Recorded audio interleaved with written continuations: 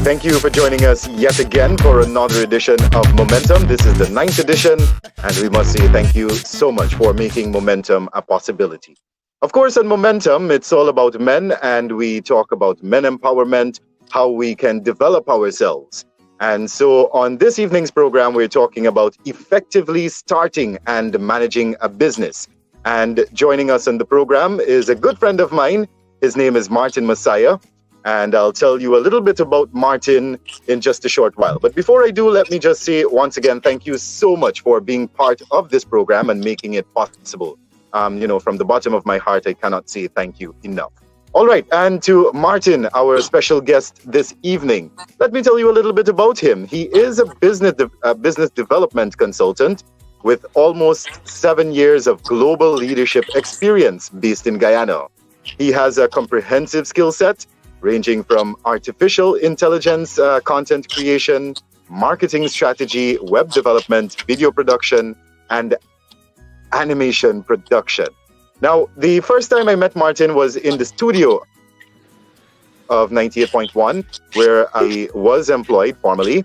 And at that time, he was releasing of his very first songs. And that is where I met Martin. So, Martin, I've said so much about you. I've said so much. Let me give you the opportunity to say something for yourself. Martin, good evening. Welcome to the program. Good evening, Momentum man, Wendell. It's nice to be here.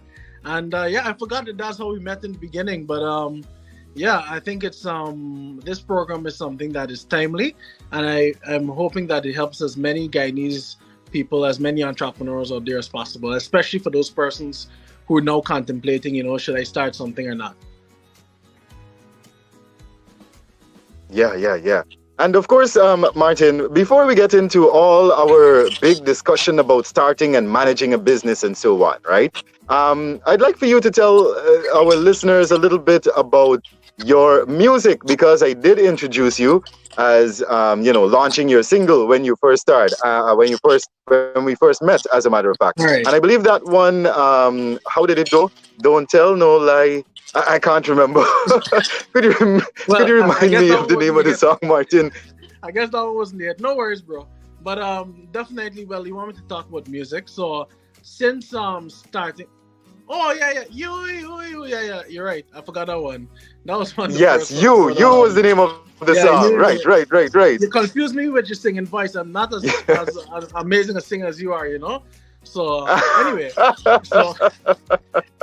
when I started off with the music thing, Thanks for the compliment. Essentially, so far, no problem. So far, I have created quite a few singles, and my thing is that I don't know how to go about this, but I've used a unique approach when it comes to music, because I think music is more than just entertainment, but it's about talent development. It's about figuring out which creatives are the most unique. So what you'll find in each one of my projects is that I work along with many creatives, highly skilled people. Maybe you could view it as a DJ Khaled kind of approach, where even though, I'm a little better than Khaled, you know what I mean? Because I actually sing on the things, but I've worked along with a couple of the interesting producers here. I've worked along with some amazing videographers like Director Dex. I continue shouting him out. I've worked with a couple of other great people, and they have introduced me to so many creatives. And I've been able to use that sort of talent and that sort of teamwork and collaborative energy to not only release songs in Guyana, but also to win different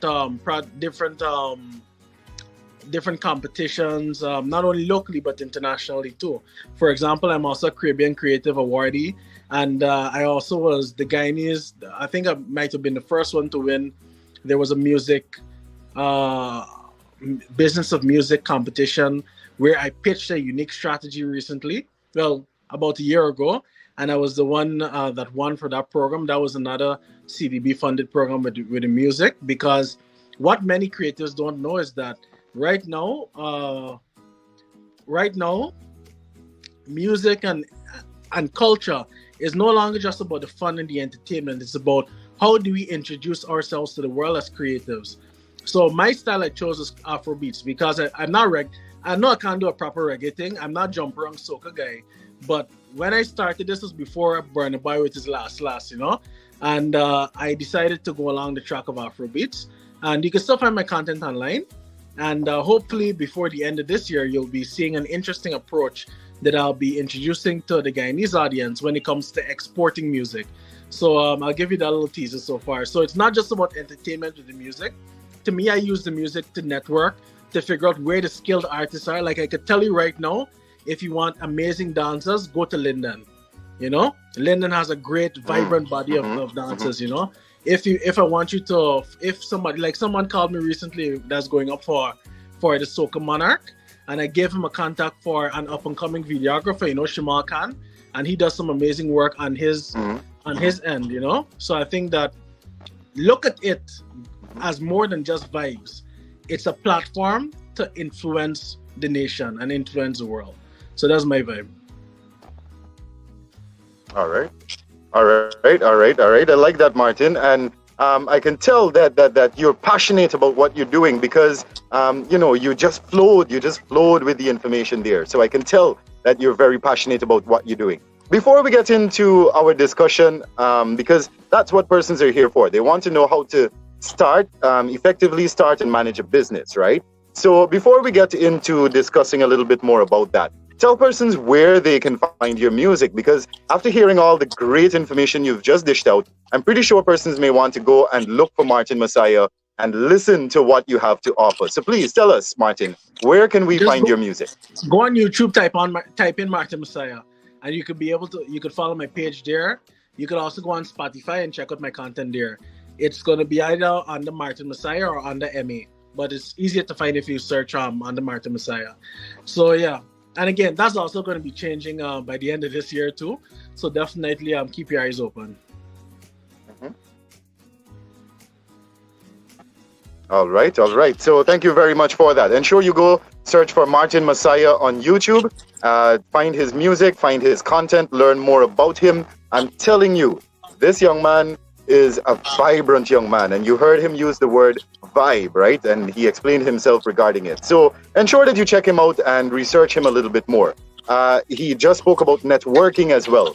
And that is something that we should do more often. That is something, he likes to promote. And so, I would encourage you in the same breath to ensure that you, make it in some way or the other your duty to network not only with Martin, but with persons, of substance, all right? So that you can continue to grow and build your brand. Go ahead, Martin. Yeah, what I can tell you is that I know we have a structured program, right? But at Table Talk Think Tank, we do it a little differently sometimes. So forgive my yeah, sure. But no, that's all right. That point that you highlighted with collaboration, it is one of the most powerful tools that you could use as an entrepreneur.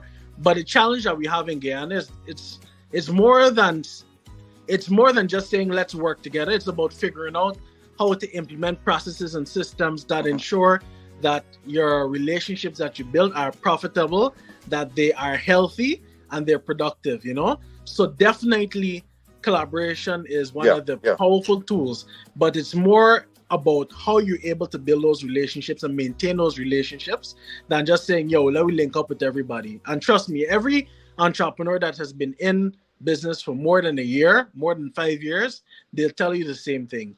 It's about being able to create healthy relationships that benefit not only them, but also benefit their collaborators. So that's something I just wanted to highlight.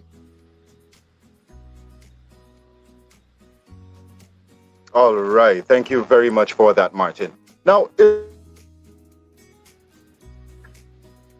and that is effectively starting and managing a business. Now, Martin, you are an entrepreneur yourself, a youth entrepreneur, and you have already built your brand. We heard about it in brand. Could you tell us a little bit more about your venture, how you started? How did you get into business and marketing, Martin? Oh, the marketing brand. Yeah, so I think the marketing brand you're referring to there is Massiah Capital, because I love building brands. I love telling stories. And the reason, this is going to be an interesting one. So when it came to getting into creating my own personal brand, it was about how can I showcase Guyana? How can I capture content across Guyana to showcase our country to the world? And what I figured out is that if I work along with unique clients from across Guyana, I'll be able to get the kind of resources and network needed in order to tell, better stories. And initially, it was about just providing basic video services to different clients. And then it came into a space where I was using technology that was not necessarily new when it comes to technology that was used across the world, but it was new to Guyana, and it was commercially available. And I used that sort of equipment in order to tell stories in a way that was more unique, And then I was very strategic about how I wanted to position myself and my brand, and I started to streamline how we did things, from the colors that we use, the style that we use, to even the kind of stories that we told and how we told the stories. So when it comes to creating a brand, there are some things that you need to define exactly what it is.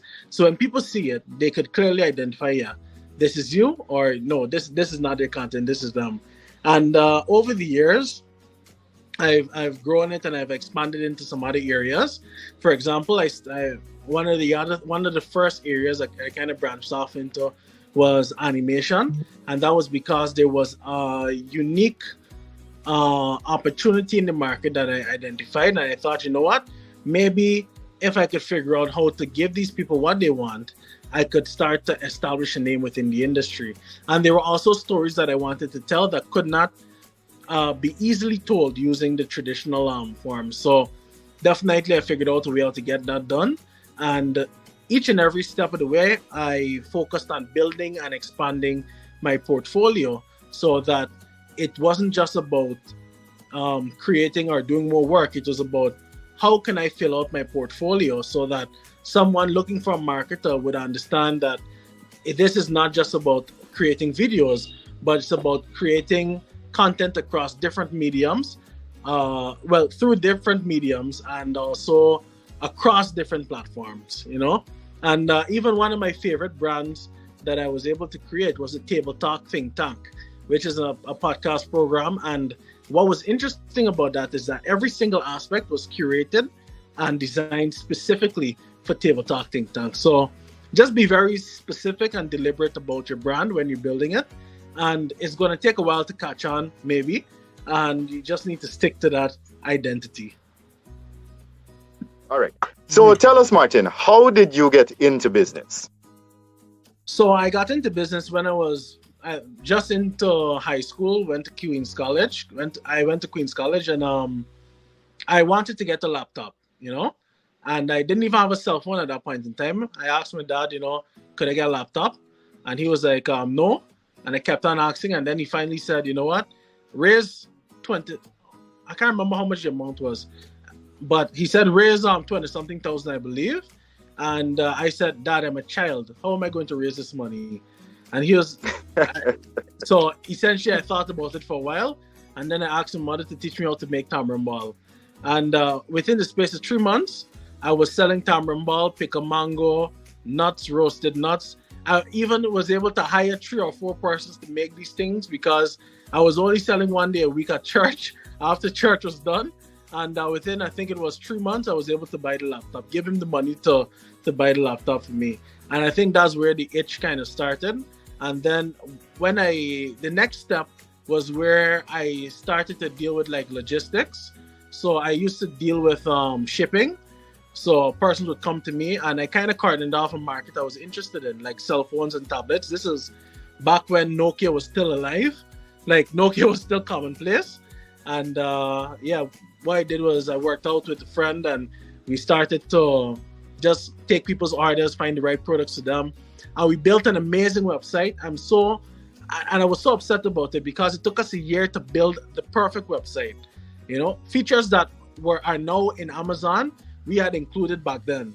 But the issue was because it was based in Guyana, the payment method couldn't work. And it took me a whole year to learn that lesson. So it was a year of work that went down the drain. And then the next venture I really focused on was one called, I'm not going to say the name, but essentially it was an education startup. And it was something that was super unique. People from all across the Caribbean showed interest in that brand. and I was even able to showcase it in like the Dominican Republic, where I was one of the finalists for different entrepreneurial pitch competitions. In Jamaica, I was one of two Guyanese that was able to showcase for their specific innovation. And what you learn is that every innovation doesn't necessarily translate into a successful business. Sometimes the innovation is just about pioneering and shining a light forward for the industry. So stuff that we had discussed and we had designed back then, you now see it commonplace in the educational system across the world, you know. And then the last one I'll mention is Massiah Capital, which is my baby right now. Well, this is my big baby. I also got a little baby that's a fish shop, big box fish shop. Anyway, with Massiah Capital, that's where I started my media journey, and that's where we were able to like tell stories about Guyana, and we were able to go out into the interior, do work for different clients, and just showcase that work. So when it comes to building your brand, be very deliberate, be very specific about it. For me personally, I focus on what I'm passionate about, because if I'm bored, I'm not going to be interested. But some other persons are going to prefer to go the route where they focus on what do consumers want, you know? That's probably the more pragmatic approach to go when you're starting a business. But knowing myself, if it's boring, I'm not going to do it. So that's a little bit on how I was able to like approach getting into business. And I hear you on how you started, Martin. Now, a lot of persons, well, I don't want to say a lot of persons, but some of the persons that I have spoken to or interacted with, right, have said to me, listen, to start a business, you need money. You need lots of money. Is that something that is true? Is that something that is factual, or is that something that we can work around, Martin? Do we need a lot of money to start a business? I'll give you the how should I put it? Do you need a lot of money to start? No. Will a lot of money help? Yes. Right? That's the easiest way I could put it. Because depending on the kind of business you want to pull off, you might need a lot of money if it requires equipment and different things, you know. But in some cases, you could create a business model that could help you. For example, if you're trying to sell like cars, a model that people use to sell cars right now is that they would just deal with the logistics end, where you give them the money up front and they buy the cars and ship it in through whichever manufacturers, whichever Japanese car dealerships exist, or whichever car dealerships exist, and they're able to do that without actually having the money to buy the car and, you know, sell it there. So sometimes it's about your business model. In other cases, if you want to do a factory, it's a situation where you have to have a lot of capital there, you know. So it's all about what you want to do, what industry you're in, and what would be required for you to be able to function effectively. All right. So we were saying that the money factor is not as important. Sometimes the idea can actually supersede the money factor. Yeah. It depends on the idea. As we move on, and if I'm correct in that analysis, go on, please. No, it depends on the kind of business you want to do. Some businesses are more capital intensive than others, so you just have to be a bit creative about it, and you also have to figure out a business model that will work for you. So I'm saying many people get into business for the main aim of making money, making a profit, right? How do you pit that against the fact that, you know, you should do what you love? You know, how is it possible to do what you love when sometimes what is available is only what you can do to make money? If you get what I'm saying. Maybe sometime, let me give you an example. Maybe sometimes what is available to you is selling water by the street corner. All right. But that is not necessarily what you love. Maybe what you love is, you know, playing cricket or something. Right. So how do you fuse the two? How do they work? If you could explain that for us. Well, how I would start off is that my preference is to go with passion, you know, but when you look at the entire space of creating businesses, there's a more pragmatic approach where you focus on market demand, you know. I will only create what the market wants, you know. That's one way of looking at it. My way is that I don't care what is going on. I will create what I care about, because I'm more of a creative, and I'll figure out a way to make it work. And then there's another way that persons look at what Right. is the most what could I do to create the most benefit for society? You know, how could I help the most people? Some people look at businesses like that too. Now, especially the more modern businesses, they're focused on sustainability, about corporate social responsibility, and they're focused on social entrepreneurship. That's where money is good, but they focus on how could I help the community as much as I can. So these are different mindsets that could be used when it comes to starting a business. Now, you asked a question about how do you grow your business if you might not necessarily love what you're doing. Well, what I would say is that look at it as just a ladder. You know, you have to move from level 1 to level 5, and you could learn how to jump really high. You know, I mean, you might never achieve it. You could build stairs. That's going to take some time, but eventually you're going to make it. Or maybe you get a ladder. It's a kind of a thing like a stairs, but you could get there faster, but with more exertion. So it's about you figuring out what will you prioritize. Well, number one, you have to figure out what do you have. You have to figure out who wants what you have. You have to figure out what goals you're going to prioritize, and you've got to figure out who will I bring along on this journey. Like once you answer those kind of questions, it's going to really help you to figure out the kind of entrepreneur you are, how you're going to go about it, and then as you climb the ladder, sometimes it rains, the ladder gets wet, and you slip and fall, and then you'll have to figure out how do I get back up on the ladder. You know, I was talking with Mr. Ming, in one of our conversations, Stanley Ming.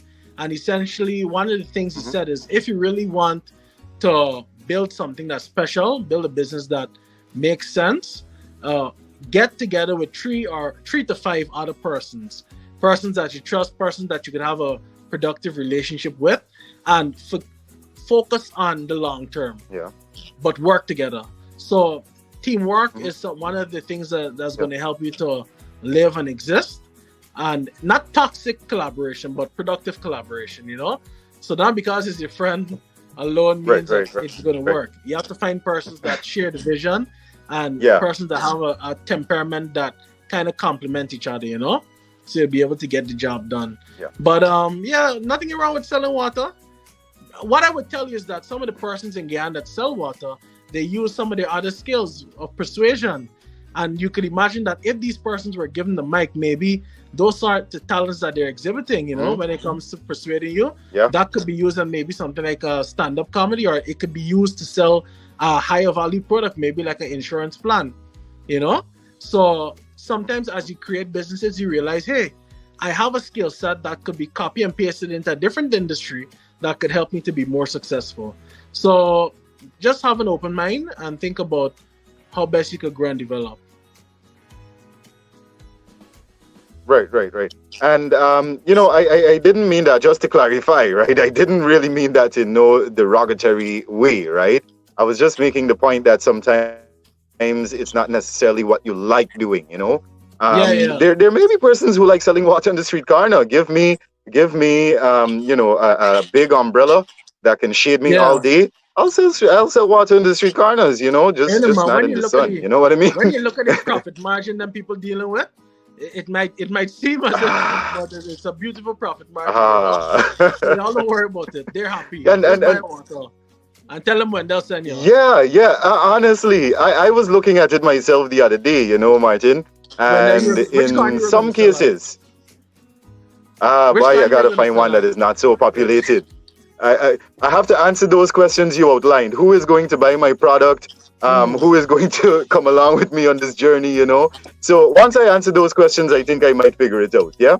As we move on though, Martin, you were speaking about this proverbial ladder and when it rains and how it becomes slippery and getting back up, you know?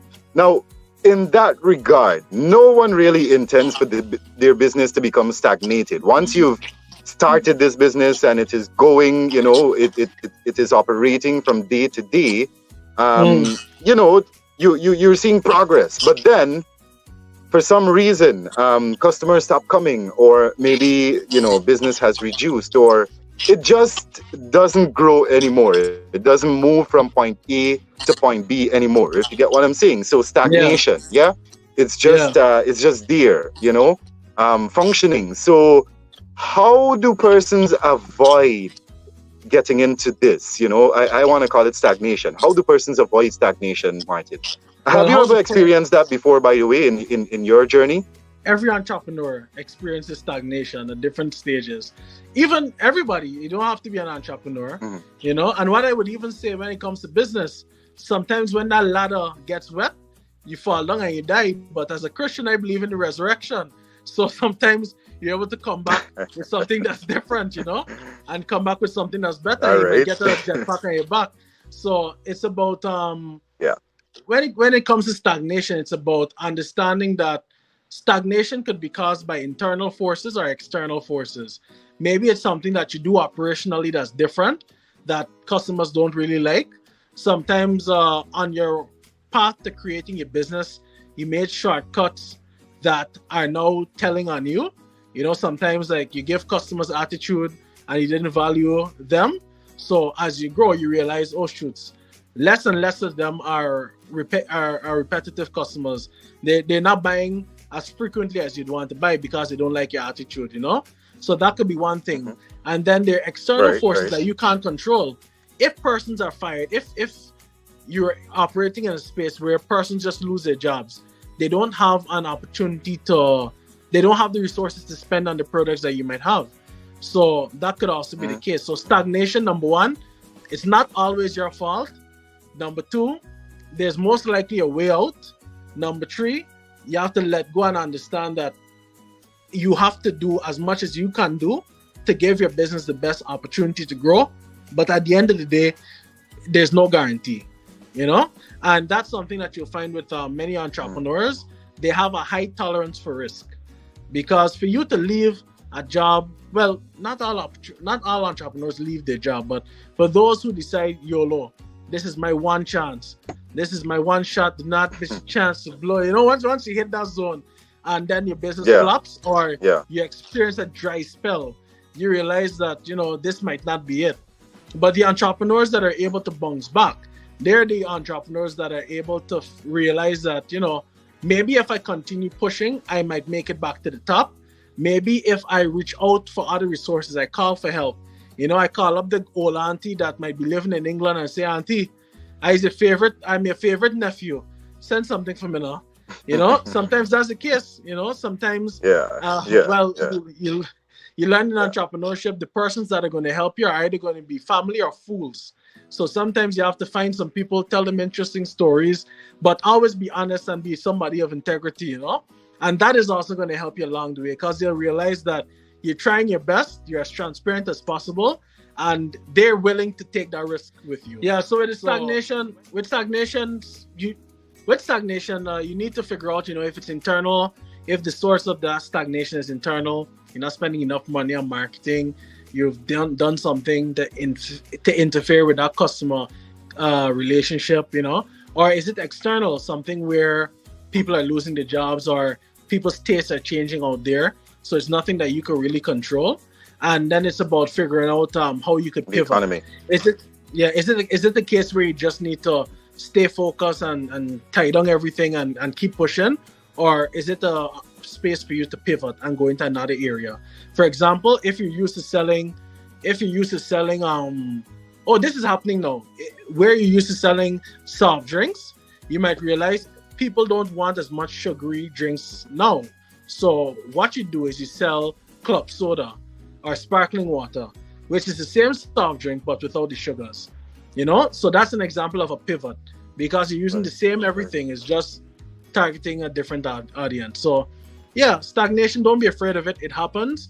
Just ensure that you identify it, you're alert enough to figure out when there's stagnation, and try to resolve it as swiftly as possible. Right. And I hear you on that point of resurrection, Martin. I really wanted to pick up on that point of resurrection, but I see that we're running out of time for this evening's program. So here's what we'll do. I'll pitch 2 more questions your way, and then we'll proceed to wrap things up for this evening. All right? No problem. So, I've heard this before, and I want to pitch it to you. Many persons actually swear that there is a particular model for business success, or a particular structure, a particular format which you can follow to achieve success. Or if you follow these steps, or if you do these particular things, you will achieve success. Is there any such thing, Martin? Would you say that there's a particular mold or there's a particular template which entrepreneurs can follow to achieve success? Well, that golden template, I'm not too sure if it exists, but because there are different techniques that people use to achieve economic success, to achieve business success, But there's some key pillars that you could keep in mind if you want to do it, especially. What I would suggest would be, number one, try to maintain your integrity as much as possible, because building a relationship where customers trust you, regardless of which industry you operate in, is something that could really help you when it comes to longevity. You wouldn't be able to make those quick wins as much as possible, but when it comes to building a career or building a business that is multi-generational or that can last for decades, being someone of integrity definitely does help. The other one is figuring out a business model that is sustainable, but that also has the opportunity for growth. Figure out spaces that are growing or spaces that have the potential to grow. Maybe find a space that doesn't have a lot of competition so that you could rise to the top. That's another model you could use. If everybody is selling egg ball, do not just put out and sell a regular egg ball. Sell something that's special with the egg ball, if you get what I mean. If you're going to go into, that's something you call like a red ocean, highly competitive. Me personally, I like more of a blue ocean, or historically, I've been more of a blue ocean kind of person, where I kind of find spaces that they don't have a lot of competition in, but it's kind of more unique. So there's a lot of like dark water around, you don't know what's going on. And an example of that was when I started dealing with drones. Like when I did drones, not a lot of people were into drones as much as possible. And my approach was, let's hit the market, let's show the market what we could do, and let's become market leaders. And we became, by the views, by the kind of followers that we had, we became market leaders in a reasonable amount of time, because there wasn't a lot of competition and we were good at what we did. Same thing when it came to like videos. We found a market where there were persons who needed like long form videos, not ads, right? So I'll give an example. If you rethink an industry, I already forget the question you asked me, but if you rethink how an industry works or how a specific system works, when I started off, people created like 30-second and 15-second ads. And I was like, I don't want to create a 30-second or 15-second or 1 minute ad. I want to tell stories with my content. But at the same time, I'm not going to sit down for 2 years and create a documentary. So I created something with my colleagues. One of my biggest ones is Anthony, right? And that's somebody I work with. I work with a couple other people very closely when I'm pulling off different projects, and it's about how could we tell stories that matter. How could we create content that satisfies the requirements of the clients, but also allows us to showcase some creativity, So definitely rethink your industry, rethink your space, and you might be able to find a niche. You might be able to find a specific area where nobody's really operating within. So that would be my little feedback there. Yeah, where you can thrive. Yeah. And that's necessarily how he responded to the question. If there's a particular model that persons can follow to achieve success for their business. I was reading this book, Rich Dad Poor Dad, and Robert Kiyosaki, who's the writer of the book. I hope I got the name correct, by the way. He could swear, right?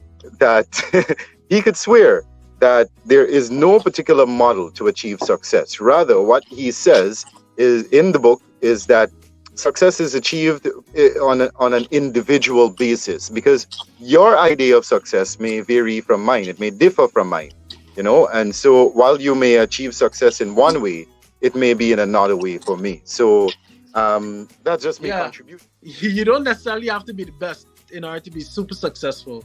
You know, sometimes you're just in the right place with the right client, and you can make things happen. You know, so don't be afraid. Don't worry about people being able to create Yeah. better than you. Don't worry about people making better food than you. Don't worry about people that make better videos than you or tell better stories. Sometimes you're literally in the best position, and things just happen. So keep pushing. Don't worry too much about your competition to your left or your right all the time. Focus on creating the most You know, value for your customers. in same breath, Martin, in that same breath, I'm sorry to interject there, yeah? No problem. But that actually was my final question to you. That was you're my welcome. final question to you about prospective business owners, Thank you. About prospective business owners. Because one of the things, or one of the reasons why I believe many persons are more apprehensive about taking the big leap, so to speak, is because of fear. They fear and doubt, as a matter of fact. They fear that, I don't have what it takes, or I may not be able to thrive, or, whatever it is. But we found that is one of the major contributing factors to persons being hesitant, or apprehensive at journeying on their own with regard to, business related activities. So I'm pretty happy that you brushed over it and you were able to encourage persons who are listening to not be fearful or doubtful about themselves, but rather to be more confident. Let me shine some light. Let me shine some light here. Be afraid. Be very afraid. Trust me, right? If anything could happen. When you start the business, anything could happen. As much as you can rise and grow, you can also fail. You could fail in fantastic fashion also. So it's about you being willing to accept the failure and be more committed to the journey and rising to the top, And a method that I really learned about is failing forward. So every time, don't make the same mistakes again, Make better mistakes and keep on advancing and growing and moving forward. That's a great way for you to measure how you're growing or how you're succeeding. Don't make the same mistakes that you've made before and continue growing and moving forward. The reason why you might be wondering, why am I telling people to be afraid is because business, once you're a leader, once you're a pioneer, once you're an innovator, there are many things that are working against you. And you have to accept that the reality is that my business might fail, or I might have timed my business wrong, or the customers might not understand the value I'm creating. These are all things that happen to you as an entrepreneur. But you have to have the willingness to continue growing and continue pushing. Everyone cannot be an entrepreneur when it comes to, and everyone can't accept that kind of risk, But what I would say is, in order to increase your tolerance for risk, start small. Start with any kind of business. I love to tell parents, if a child is small, can they read? Can they count money? Let them sell, like I did, tamarind ball. Let them make an icicle and sell it. Let them do something. Let them do art and see if they could get somebody to buy it. Because especially within certain communities, it's more important to help young people develop those instincts of those kind of business instincts. Let them learn how to sell. Let them learn how to create, so that as they grow older and they get more experience and exposure, they're able to become more resilient business leaders. Because in order for you to create a business that is 20 years or 50 years, you have to be resilient more than anything else. Yeah, I agree.